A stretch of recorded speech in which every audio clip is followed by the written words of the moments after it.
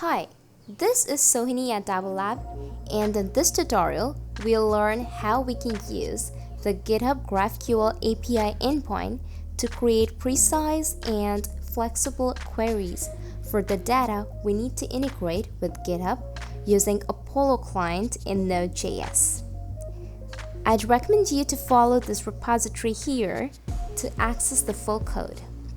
Make sure you have a Replit account, which can be a free account.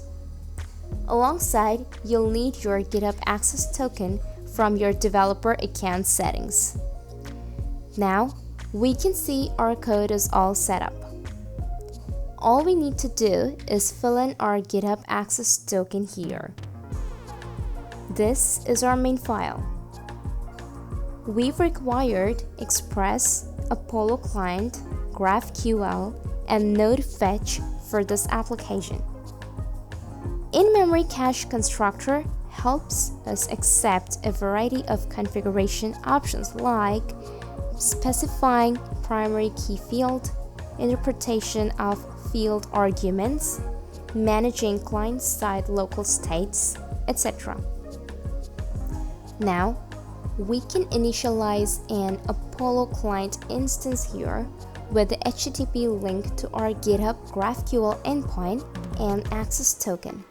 With this, our client is now ready to start fetching data. But the most important thing is to correctly put up the schema. So we are trying to fetch all the repositories, their name with owner, description, update time, create time, and disk usage information for the topic Alexa skill template. Hence, for that, our schema would exactly look like this.